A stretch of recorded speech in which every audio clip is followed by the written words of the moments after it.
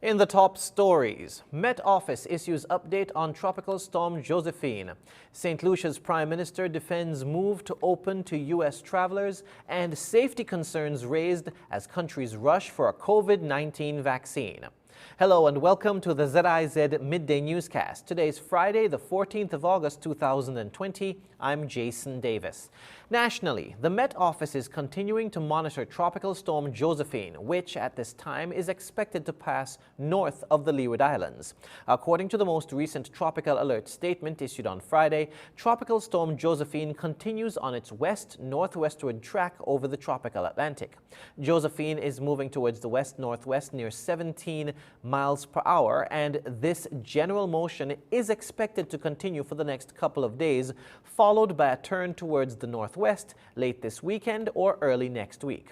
The center of Josephine is expected to pass to the northeast of the Leeward Islands over the weekend. Maximum sustained winds are near 40 miles per hour with higher gusts. Some strengthening is expected during the next day or so. Tropical storm force winds extend outwards up to 80 miles from the center. Tropical storm Josephine is expected to pass at a safe distance northeast of the Leeward and Virgin Islands by Saturday. However, residents in the Leeward and British Virgin Islands should remain vigilant and closely monitor the progress of the storm until it clears the area.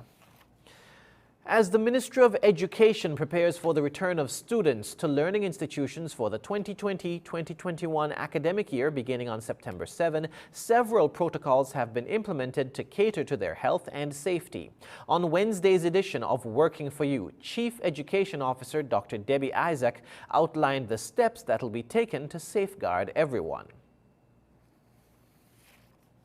For screening, we'll see that all students, staff and visitors who arrive at the school compound, they are required to wear a mask that covers both their nose and mouth.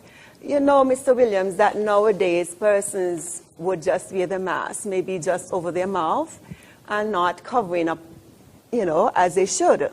But we want to ensure that our students, our staff members, administration, that they know that as they come into the schools that they would be wearing the mask appropriately or properly. She also added that no one will be allowed on the school compounds wearing handkerchiefs, scarves or bandanas or head ties. She said that temperature checks will be carried out daily and results will be recorded in a screening record book. Temperature that would be checked using an infrared thermometer.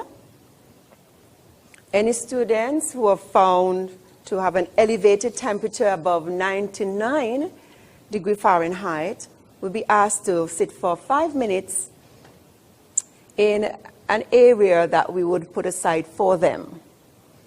What we'll do, we will check them after 5 minutes. We will check the temperature. Students whose temperature remains elevated should be taken to this isolation area. Parents will be notified to collect their children and take them to the nearest health facility or health center. Dr. Isaac noted that staff members and visitors who show respiratory symptoms and have high temperatures will not be allowed to enter the premises. However, if a staff member or student develops flu-like symptoms while on the compound, he or she will be taken to the designated isolation area. And in the case of the students, they will remain there until their parents collect them. Dr. Isaac noted that measures are also being placed to accommodate social and physical distancing.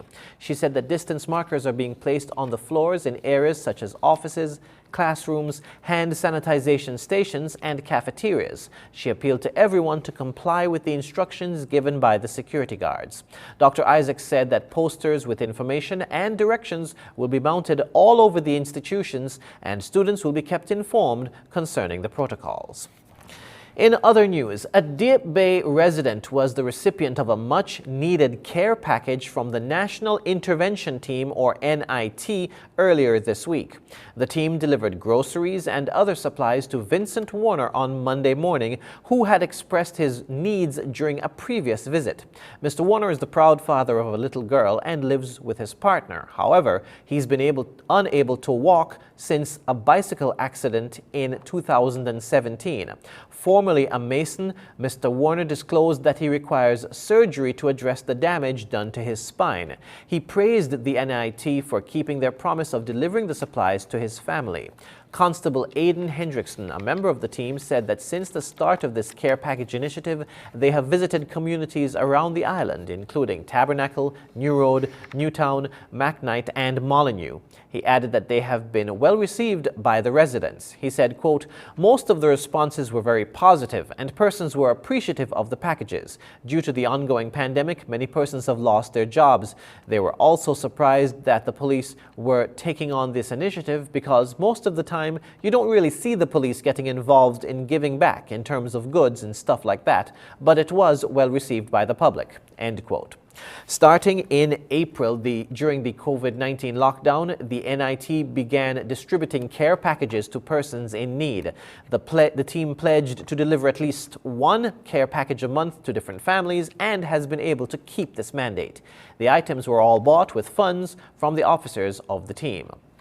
Regionally, St. Lucia's Prime Minister Alan Chastanet credits the country's health and safety protocols for its success in welcoming U.S. tourists to the island as cases continue to skyrocket in America.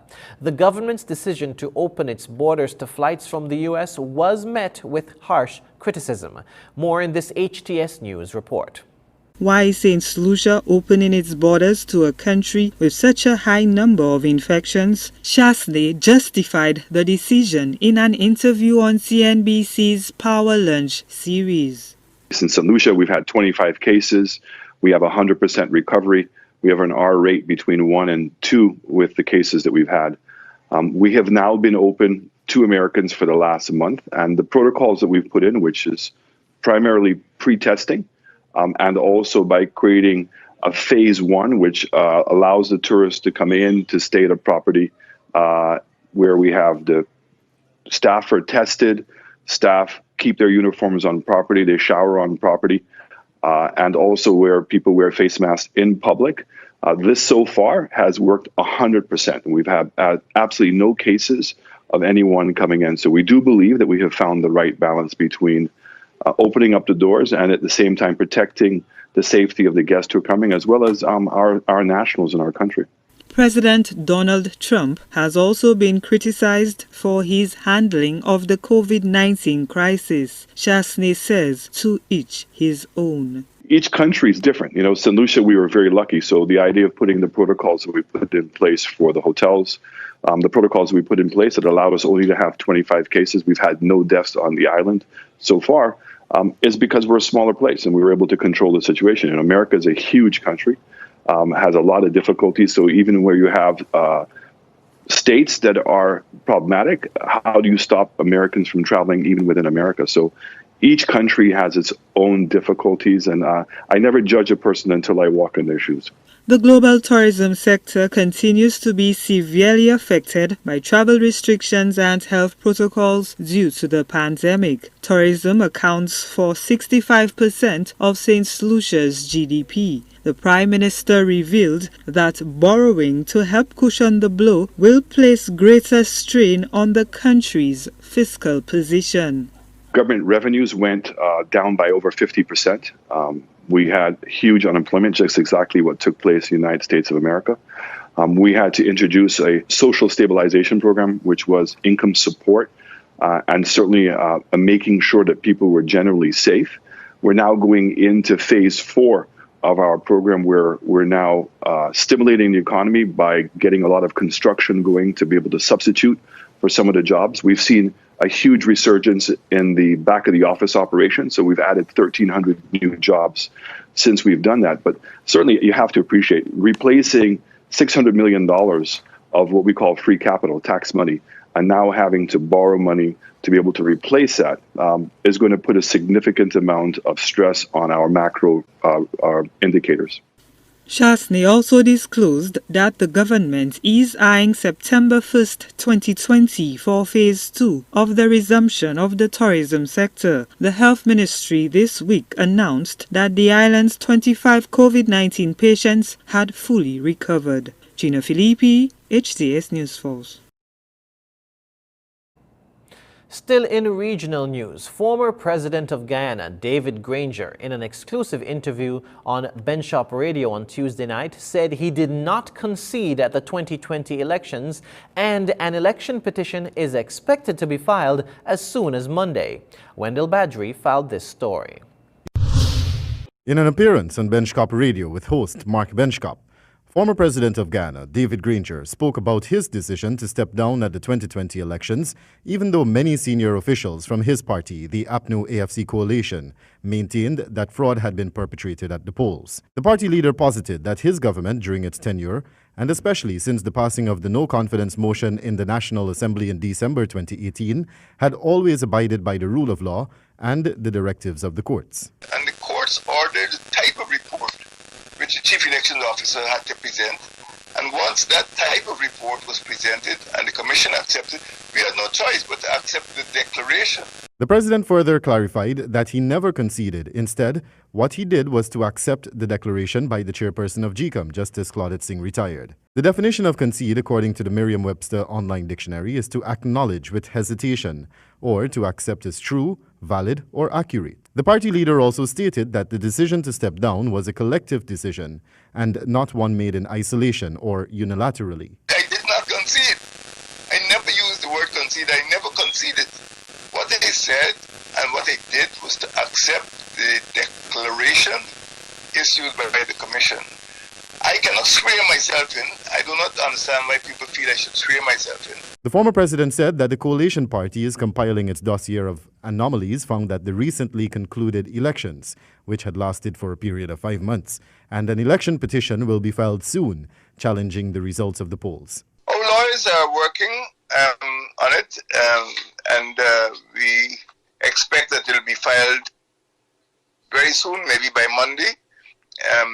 We have to ensure that all of our partners are on board. We have a dossier, as you know, we compiled a dossier of anomalies and abuses, and that will be the basis of our claim. The party leader, when questioned about discussions he might have had with the newly elected president, dismissed the notion. Mr. Ali called me. We did have a brief conversation.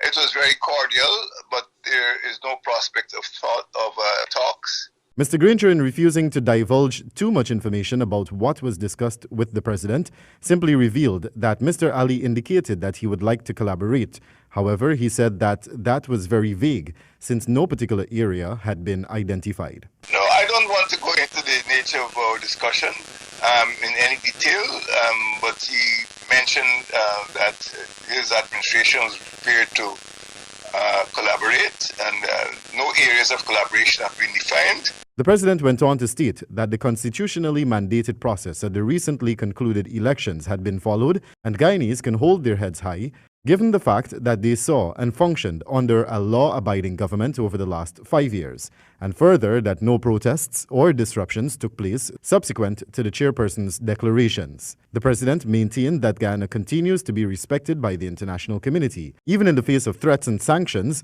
and while persons may not be fully satisfied with the outcome of the elections, the rule of law continues to be upheld. Wendell Badgery for HGP Nightly News.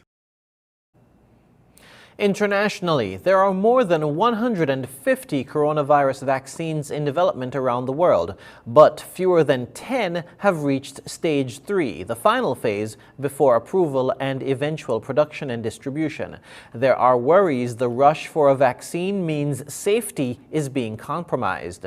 Al Jazeera's Gabriel Elizondo reports from New York. On average, it can cost more than $100 million and take years to put a vaccine through all 3 stages of development, with no guarantees of success. With time of the essence in the COVID-19 pandemic, many governments are picking up the costs. taking the financial risk to help speed up the process. The government has basically taken the risk out of it for pharmaceutical companies. They'll pay for the mass production. They'll pay for the phase 3 trials. So therefore, the companies can move right along, and in fact, mass produce the vaccine while they're doing phase 3 trials, while they're still unsure whether the vaccine works and is safe, because the government's going to pay for it. But is safety being sacrificed for speed? It was in 1955 when a laboratory rushed out more than 100,000 batches of the polio vaccine that mistakenly contained the polio virus. The batches were recalled, but not before they led to paralysis in dozens of people and the death of some children. The incident was a sad chapter in the history of vaccine manufacturing.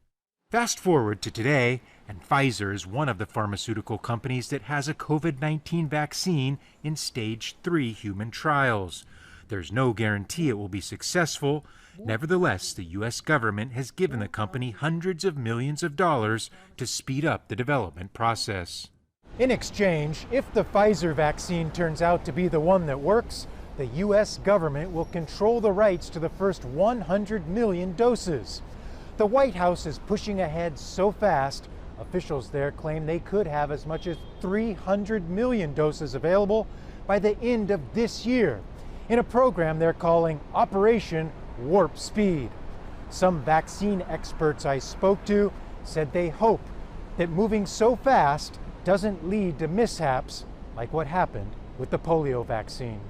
You don't actually want a vaccine that is developed at warp speed. I mean, really. You know, you want a vaccine that is developed as safely and carefully as any other vaccine that you're comfortable putting in yourself or your child. For now, the race is on, balancing speed and safety for the elusive vaccine to end the COVID-19 pandemic. Gabriel Elizondo, Al Jazeera, New York. Spain currently has one of the highest infection rates in the EU, with more than 100 cases for every 100,000 people. On Thursday, it recorded nearly 3,000 new cases of the virus, almost double the number on the previous day. Now, young people are also being infected at an alarming rate. More in this Euronews report. Guillermo Grusca is only 28, but he has already felt the consequences of COVID-19. He got infected in March when little was known about a novel coronavirus that has put the world in standstill. It soon developed into pneumonia. It's only now that he starts to recover. I didn't have the strength to wake up, to exercise. My body ached as if I had been bitten. My neck and armpits were swollen for months. If a young person needs to be in bed for 3 or 4 months, imagine what will happen to an elderly person, your father, a relative, your grandfather. You need to be very careful. Just 3 months after the end of the state of emergency, infections in Spain are on the rise, this time driven by the young people and the relaxation of the norms in the observance of social distancing. This is the reaction of Guillermo when he watched one of the many videos circulating on social media.